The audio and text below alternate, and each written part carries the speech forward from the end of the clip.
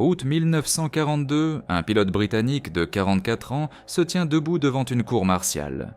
Son crime, construire une arme sans permission. Sa punition pourrait être de passer les prochaines années dans une cellule militaire. Les ingénieurs du ministère de l'Air ont déjà décrété que son invention défie 3 lois de l'ingénierie électrique. Ses supérieurs l'appellent un fou obstiné qui a gaspillé des ressources en temps de guerre. Les experts sont d'accord. Ce qu'il a construit est techniquement impossible. Mais il y a un problème avec cette histoire. Son arme illégale vient d'endommager un sous-marin italien dans les eaux du golfe de Gascogne. C'est la première attaque nocturne réussie contre un U-boot. Dans exactement 5 mois, ce dispositif, que tous ont appelé impossible, va couler plus de sous-marins que toute la Royal Air Force n'a réussi à en détruire au cours des 2 années précédentes. Les commandants allemands vont commencer à appeler le golfe de Gascogne la vallée de la mort. L'amiral Karl Dönitz va retirer temporairement toute sa flotte de l'Atlantique Nord. 400 000 vies alliées vont être sauvées par un projecteur fabriqué avec des phares d'automobile. Et tout commence parce qu'un officier de rang moyen, sans diplôme, en ingénierie, refuse de croire que quelque chose est impossible, simplement parce que les experts le disent. Voici l'histoire vraie de comment un homme a défié le consensus scientifique, construit une arme en secret et changé le cours de la bataille de l'Atlantique pour toujours. Mais pour comprendre pourquoi ce qu'il a fait était si révolutionnaire, vous devez d'abord comprendre le problème que personne ne pouvait résoudre. Imaginez ceci, c'est juillet 1942. Vous pilotez un bombardier Wellington au-dessus du golfe de Gascogne à 3000 mètres d'altitude. Il est minuit, la lune est pleine, mais en bas vous ne voyez qu'une obscurité absolue. Quelque part sous ces eaux noires, des sous-marins allemands traversent vers les convois alliés. Votre avion possède un radar ASV Mark II, une technologie de pointe qui peut détecter un sous-marin en surface depuis 16 km de distance. Cela semble l'avantage parfait, mais il y a un détail qui gâche tout. Les 30 dernières secondes, votre radar vous guide parfaitement. Vous descendez, réduisez la puissance des moteurs, vous approchez en silence. 16 km deviennent 8, puis 4, puis 2. Mais quand vous arrivez finalement à distance visuelle, quand vos yeux peuvent distinguer le profil du sous-marin contre l'eau argentée par la lune, quelque chose de terrible se produit. L'équipage allemand entend vos moteurs, déclenche l'alarme de plongée et le sous-marin disparaît sous les vagues en moins de 60 secondes. Mois après mois, les avions du commandement côtier de la RAF détectent des sous-marins au radar, se lancent vers le contact et arrivent pour ne trouver rien d'autre que de l'eau vide. La fenêtre d'attaque dure exactement 23 secondes. Le temps entre le moment où le pilote voit le sous-marin et celui où il se submerge complètement, 23 secondes. La physique ne pardonne pas.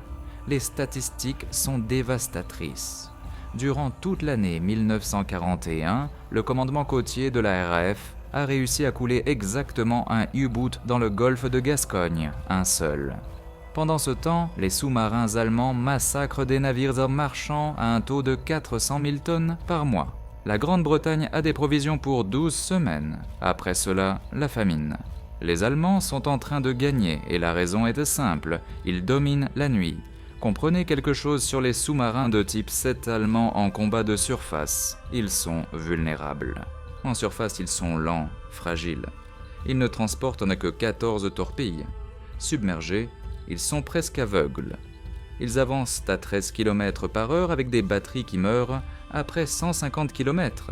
Mais dans l'obscurité, ce sont des machines à tuer parfaites. Le commandant de l'U-boot émerge sous le manteau de la nuit, recharge ses batteries, accélère à 30 km/h devant le convoi et se submerge avant l'aube pour attaquer depuis la position parfaite. Durant les 2 premières années de guerre, le commandement côtier de la RAF ne peut pas les toucher. En 1940, le vice-maréchal de l'air Frederick Bowhill devient commandant en chef du commandement côtier et fait face à un problème impossible. Ces avions peuvent trouver des sous-marins avec le radar, mais le radar ne donne que le cap et la distance. De nuit, quand le pilote voit finalement le sous-marin, celui-ci est déjà en train de plonger. Ils essaient tout, lancent des fusées éclairantes, mais les fusées avertissent le sous-marin et prennent 18 secondes pour illuminer. Ils installèrent des moteurs plus puissants, mais les U-boots les entendent depuis 3 km de distance. il développe des torpilles acoustiques, mais sans un visuel clair, les torpilles ratent leur cible de centaines de mètres. Ils entraînent les équipages à attaquer plus rapidement, mais la physique n'est pas impressionnée par l'entraînement. Mois après mois, les équipages du commandement côtier font des approches parfaites au radar, arrivent exactement à l'objectif et attaquent en de l'eau vide. Les commandants d'escadron remplissent des rapports qui disent « dommage probable » ou « tache d'huile observée ». L'amirauté connaît la vérité, ils n'atteignent rien. Au printemps 1942, les experts sont d'accord qu'il n'y a pas de solution. Le chef de l'unité de développement du commandement côtier, l'escadron d'innovation d'élite de la RAF, conclut que les attaques nocturnes réussies contre des sous-marins en surface sont techniquement irréalisables, étant donné les limitations actuelles. Puis Humphrey de Third League arrive à l'unité de développement et commence à poser des questions embarrassantes. Leigh a 44 ans, ancien selon les standards de la RAF. Il a appris à voler dans le Royal Flying Corps pendant la Première Guerre mondiale. Puis il a passé 20 ans à rebondir entre escadrons, ne s'intégrant jamais vraiment, n'étant jamais vraiment promu. Il manque de formation formelle en ingénierie, n'a pas de diplôme en physique ni en mathématiques. Ce qu'il a, ce sont 1000 heures de vol en patrouille maritime et un refus têtu d'accepter le consensus des experts. En janvier 1941, alors qu'il est stationné à l'unité de développement du commandement côtier, Leigh assiste à un briefing technique sur le problème de l'attaque nocturne. L'officier d'ingénierie explique avec des graphiques et des équations pourquoi il est physiquement impossible d'illuminer un objectif sous-marin de nuit sans l'avertir. Premièrement, les fusées éclairantes descendent trop lentement.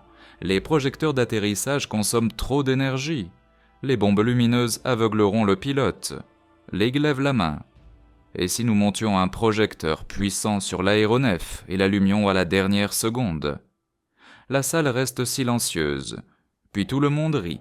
L'officier d'ingénierie explique patiemment que les générateurs d'avion ne peuvent pas alimenter un projecteur suffisamment puissant pour illuminer un sous-marin depuis l'altitude d'attaque. Même s'il le pouvait, le poids rendrait l'aéronef impossible à piloter. Même si ce n'était pas le cas, le pack de batteries requis occuperait toute la soute à bombe. L'idée viole 3 lois séparées de l'ingénierie électrique. Leigh hoche la tête poliment puis va à son atelier et commence à le construire quand même. Il n'a pas d'autorisation, pas de budget, pas d'équipe, seulement une certitude croissante que les experts se trompent. Durant les 4 mois suivants, tout en accomplissant officiellement ses devoirs réguliers, Leigh convertit des phares d'automobile, récupère des lumières d'atterrissage d'avion et teste des projecteurs à arc de carbone de plus en plus puissants, montés dans des boîtiers rétractables. Ses compagnons officiers pensent qu'il fait une dépression nerveuse. Son commandant le menace d'action disciplinaire pour gaspillage de ressources militaires. Le 3 juin 1942, Leigh vole sa première mission opérationnelle avec son projecteur improvisé installé dans la soute à bombe d'un bombardier Wellington.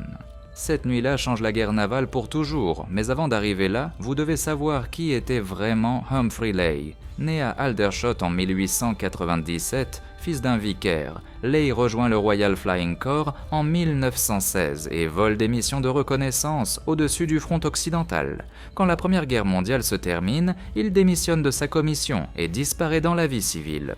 La plupart de ses compagnons pilotes supposent qu'il en a fini avec l'aviation. Puis arrive septembre 1939.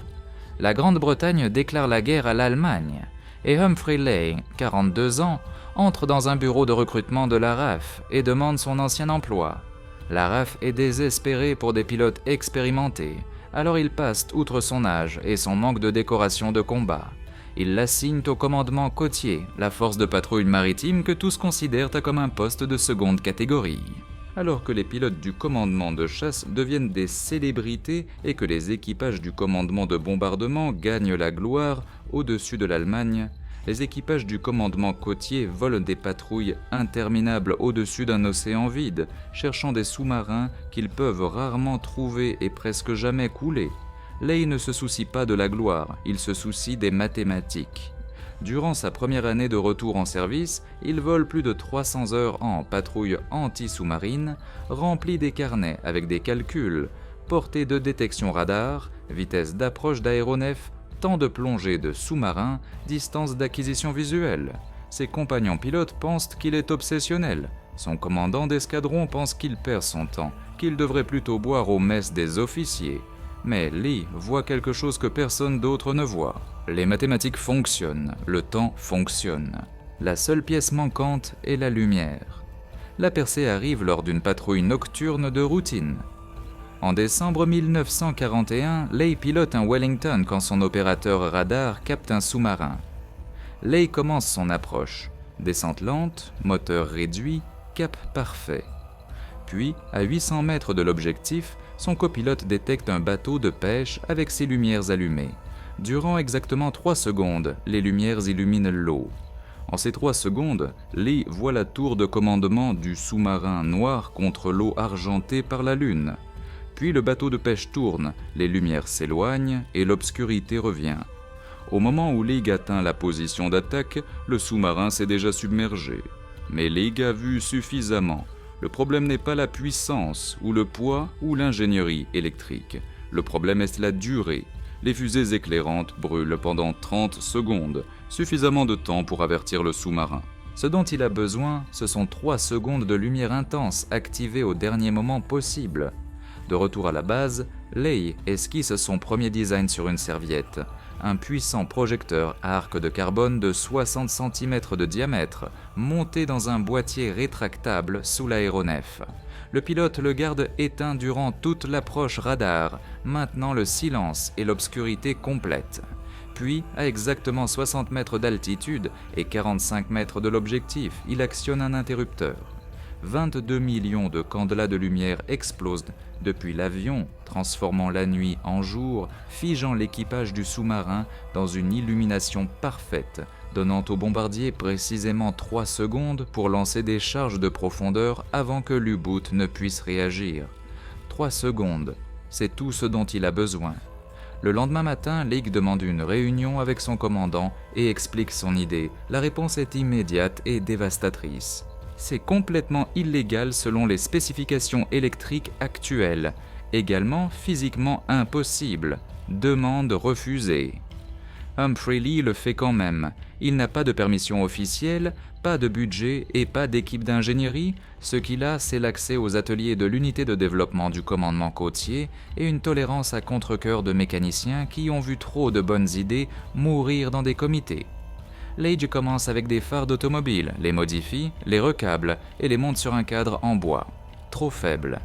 Il passe à des lumières d'atterrissage d'avion, plus brillantes mais toujours inadéquates.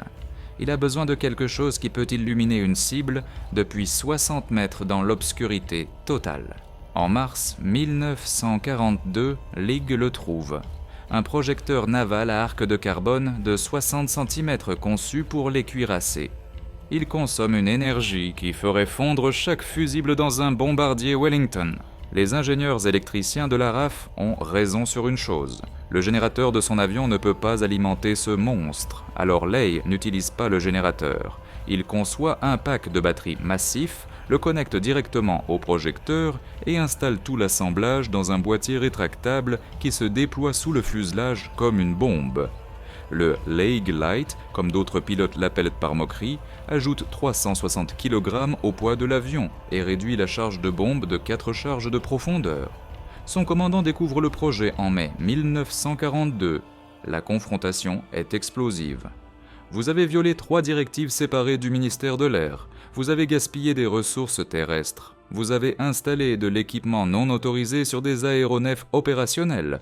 Je devrais vous traduire en cour martiale. Leigh reste au garde à vous, maintenant un port militaire parfait. Avec respect, monsieur, je demande la permission d'effectuer un essai opérationnel. Si cela ne fonctionne pas, je démonterai personnellement chaque composant à mes propres frais et accepterai toute punition que vous jugerez appropriée. Le commandant le fixe du regard pendant 10 secondes complètes. Un essai, vous échouez et vous avez fini. D'accord ? Oui, monsieur. La nuit du 3 juin 1942, Leigh décolle de RAF Chivenor dans le Wellington US 986. Son équipage pense que ce sera son dernier vol avant réaffectation à un travail de bureau. Son copilote, un Australien nommé Alan Triggs, s'est porté volontaire spécifiquement pour assister à ce qu'il appelle la mission suicide de Leigh. Le plan de vol est simple. Patrouiller le golfe de Gascogne jusqu'à ce que le radar capte un sous-marin, puis utiliser le projecteur non autorisé pour une passe d'attaque. Soit la lumière fonctionne, soit la carrière de Lake se termine ce soir. À 2h17 du matin, l'opérateur radar capte un contact à 19 km de vent. Lake réduit la puissance, commence sa descente, s'approche dans l'obscurité totale. Le sous-marin navigue en surface en rechargeant sa batterie, complètement inconscient que la mort descendant aide haut. Lake se met à niveau à 15 mètres d'altitude. Il s'aligne avec le cap du radar. Tient ferme. À 182 mètres, il ne peut rien voir, seulement de l'eau noire reflétant la lumière de la Lune. À 90 mètres, toujours rien. Son bombardier rapporte la distance par l'interphone. 60 mètres, 50, 40. Lee atteint l'interrupteur et la nuit explose en jour. 22 millions de candela de lumière blanche pure éclatent depuis sous le Wellington, transformant le golfe de Gascogne en une scène de théâtre.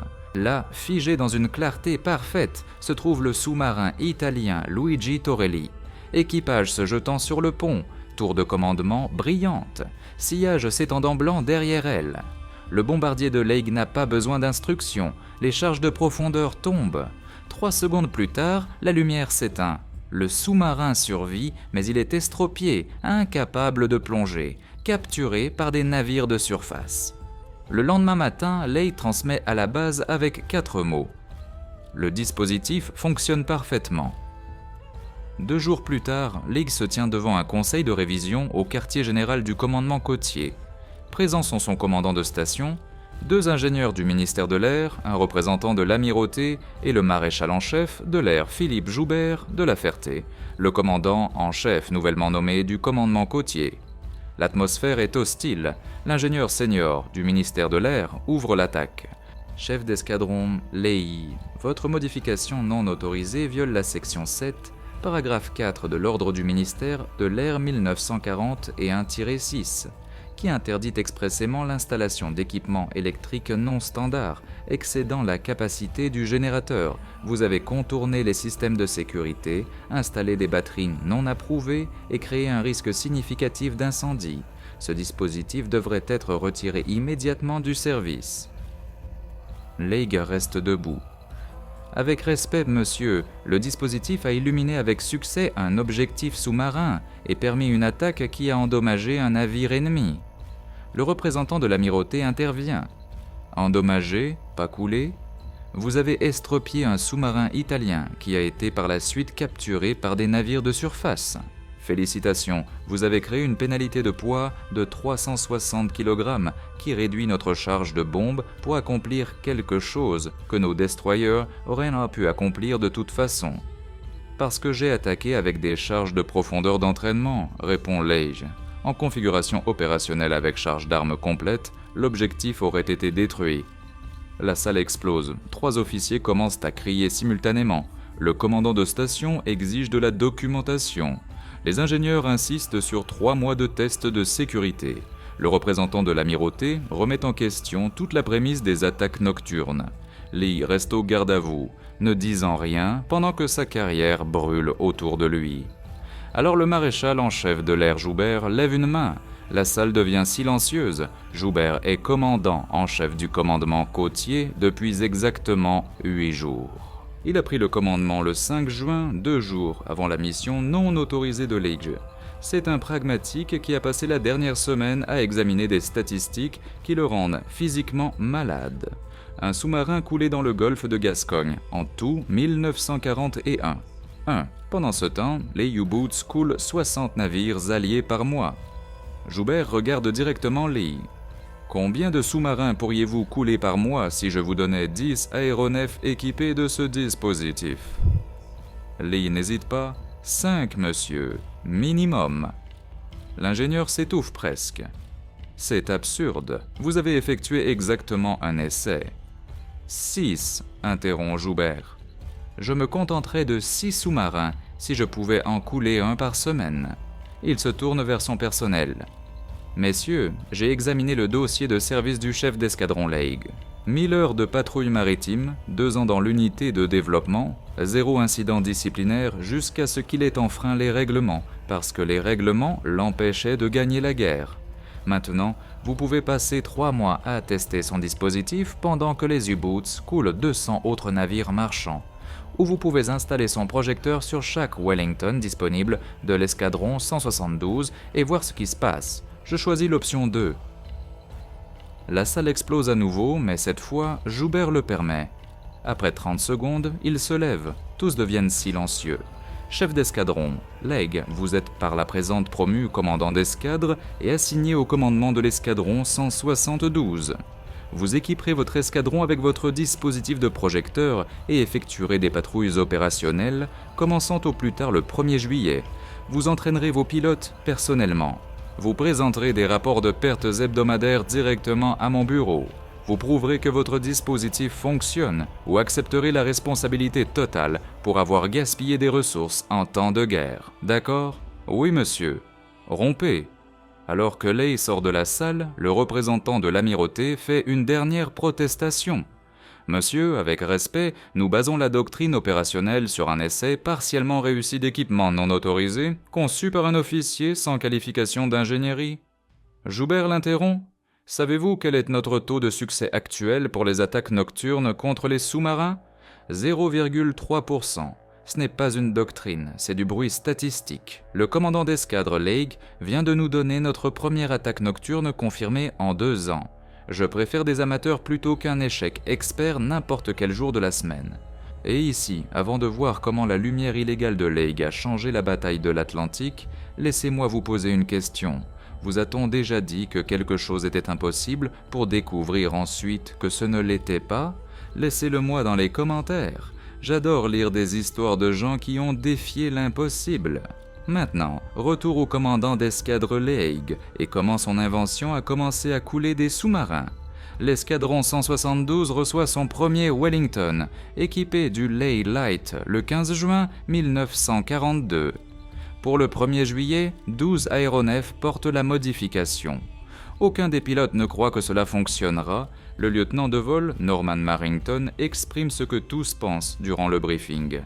Alors on est censé voler à 15 mètres dans l'obscurité au-dessus de l'océan ouvert et allumer un projecteur qui pèse 360 kg et pourrait nous aveugler si on le regarde mal. Et c'est d'une certaine manière plus sûr que de lancer des fusées éclairantes. Lake est à l'avant de la salle de briefing complètement calme. La lumière Leigh s'active pendant 3 secondes.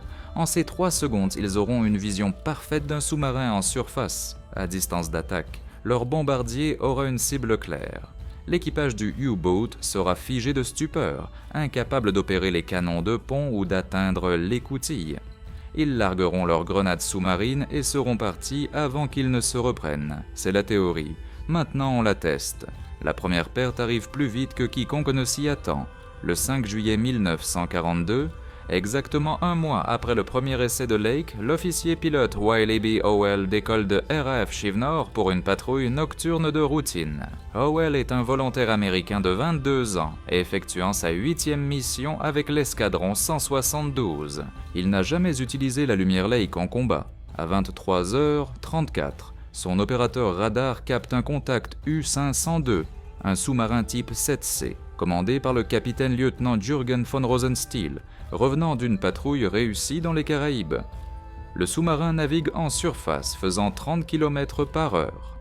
Confiant que l'obscurité procure la sécurité, Howell commence son approche, exactement comme Lake le lui a enseigné. Réduit la puissance, descente lente, maintient le silence radio absolu. À 5 km, il ne peut rien voir. Seulement l'obscurité et la lumière de lune se reflétant sur les vagues. À 2 km, toujours rien. À 180 mètres, son navigateur annonce « La cible devrait être juste devant ». Howell ne voit que de l'eau à 45 mètres et il actionne l'interrupteur. La lumière Lake transforme la nuit en plein jour. Là, figé dans un éclairage parfait, se trouve le U-502. Équipage de pont se jetant, officier plongeant par l'écoutille. Sillage s'étendant blanc. Le bombardier de Howell n'a pas besoin d'instructions. 6 grenades sous-marines tombent en formation parfaite, encadrant la coque de pression du sous-marin. 3 secondes plus tard, la lumière s'éteint. Howell vire brusquement à droite, montant, déjà tournant vers la base. Derrière lui, le U-502 se brise en deux et coule en moins de 2 minutes. Les 52 membres de l'équipage meurent, aucun ne survit assez longtemps pour envoyer un signal de détresse. Le lendemain matin, Howell atterrit à Shivnor et présente un rapport qui change l'histoire. Sous-marin illuminé à 23h37, attaqué avec grenades sous-marines, cible détruite, demande permission pour patrouilles additionnelles. Lake lit le rapport 3 fois, puis marche jusqu'au bureau de Joubert et le place sur son bureau sans commentaire.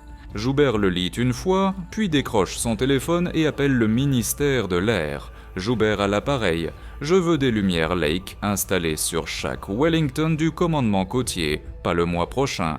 Maintenant les pertes s'accélèrent. 7 juillet. Le chef d'escadron, Jefferson Gracewell, le propre copilote de Lake du premier essai, illumine et attaque le U-159.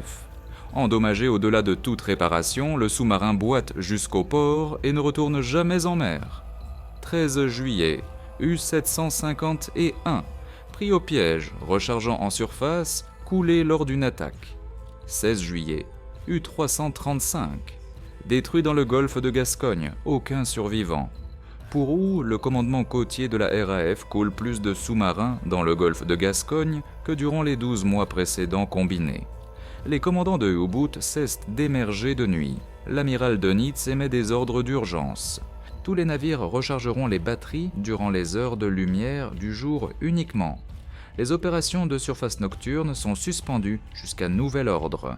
Mais opérations de lumière du jour signifient chasseurs de la RAF, navires équipés de radars et convois avec couverture aérienne. Les U-boots sont piégés. Ils émergent la lumière Lake. Ils émergent et affrontent tout le reste. Les statistiques racontent l'histoire. Dans les 5 mois avant que la Lake ne devienne opérationnelle, le commandement côtier de la RAF coule 7 sous-marins dans le golfe de Gascogne. Dans les 5 mois après, ils en coulent 41. Le taux de succès bondit de 0,3% à 40%. Une augmentation de 100 fois d'une modification conçue par un officier sans diplôme en ingénierie.